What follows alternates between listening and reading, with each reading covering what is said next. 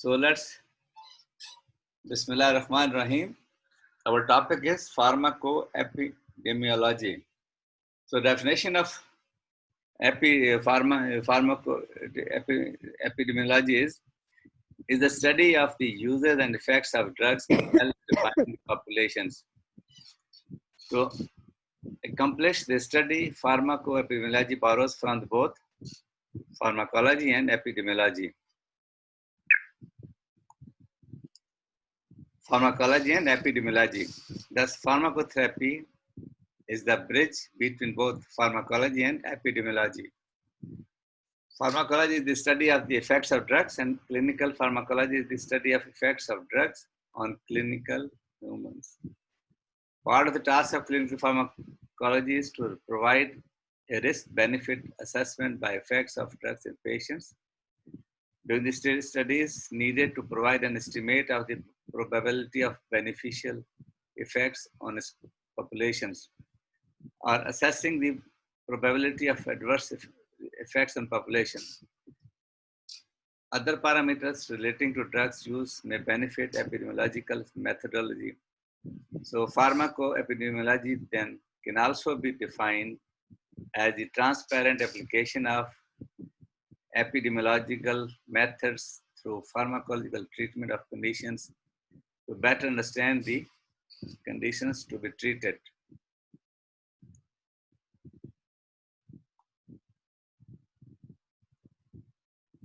So understand that it is the combination of both pharmacology and epidemiology. One side is clinical pharmacology and other is epidemiology. So you have to learn about the pharmacology and epidemiology. So then this becomes a pharmacoepidemiology.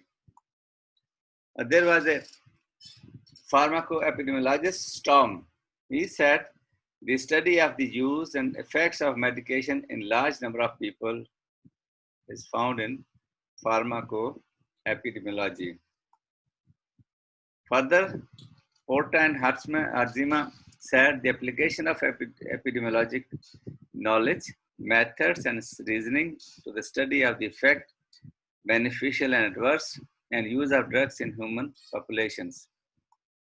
Further elaborated by Spitzer, I think he was a Canadian scientist. So he said the study of drugs as determinants of health and disease in the general unselected population by the Spitzer. Now, history and evolution of pharmacoepidemiology, if you go through in 1906, what happens there? The initial drug-oriented law in USA was postulated. Its name was, it was Pure Food and Drug Act, also known as Wiley Act. So it's a pillar of progressive era illegal to manufacture adulterated or misbranded food or drugs. No evidence proof regarding safety efficacy required. So it was 1906 when first law was postulated in USA, where they have regulate the food and drugs thereover. So far the proof of regarding safety and efficacy required. So it was a good change things that said by Theodore Roosevelt, the president of America.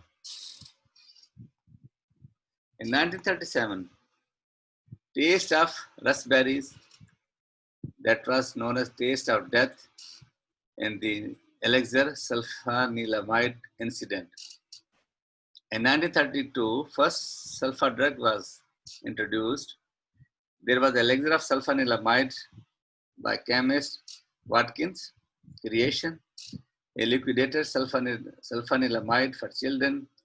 Now 10% it contains 10% sulfanilamide, 2% diethylene glycol, 16% water, elixir flavor, raspberry extract, saccharine solution, amaranth, and caramel. So there was 107 death was reported. There was 208 survivors. So the cause of death was of renal failure due to this sulfonamide elixir. So it was reported in 1937. So in 1938, Food, Drug and Cosmetic FDA Act says requires new drug pre-marketing safety studies. Earlier there was, they have to prepare and they have to market. Now what happens there? In 19, as per Food, Drug and Cosmetic FDAC Act, now pre-marketing safety studies must has to be done. It prohibits false therapeutic claims, authorizes factory inspections, allow FDA to request court injunctions. Previously, only seizure and prosecution was done. Extend control to cosmetics and devices. Requires safe tolerance for unavoidable poisonous substances. In 1961,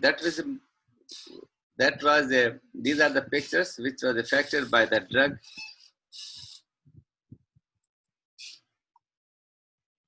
thalidomide.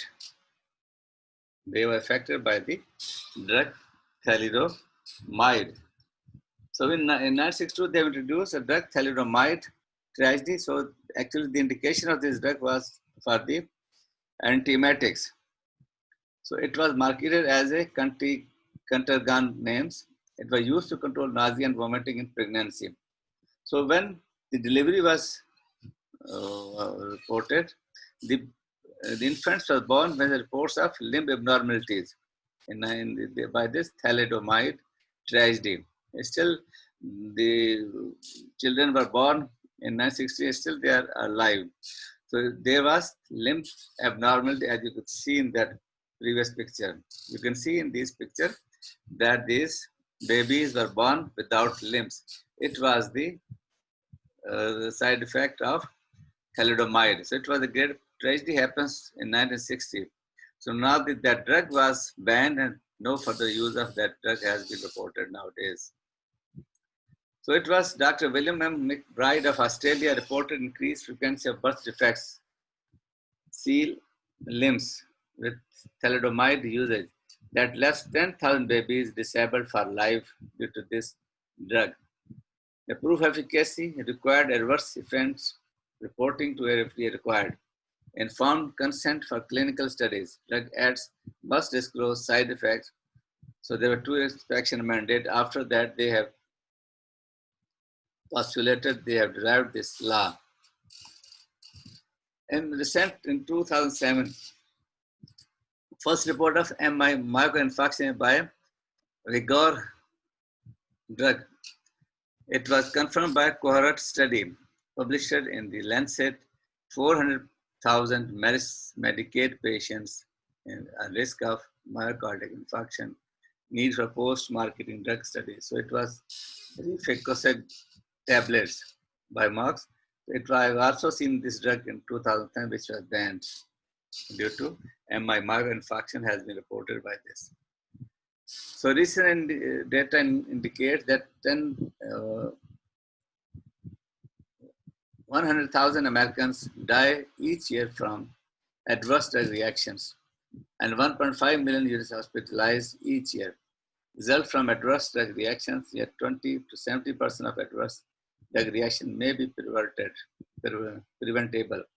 The harm that drugs can cause has led to the development of the field of pharmacoepidemiology. So as I said earlier, all drugs have adverse effects.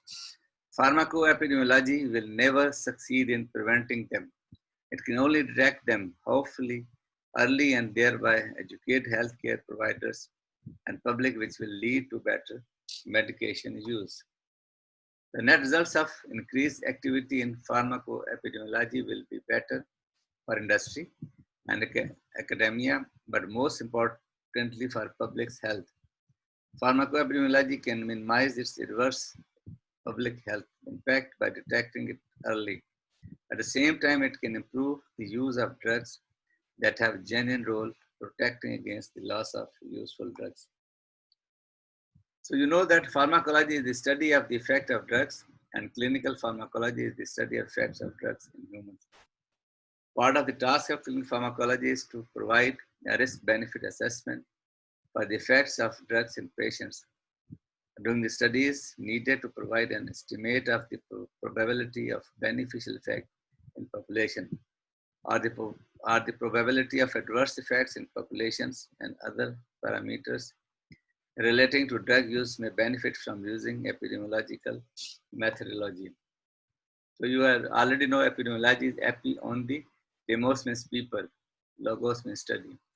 So can be defined as the study of the distribution and determinant of disease in populations. Epidemiological studies can be divided into two main types.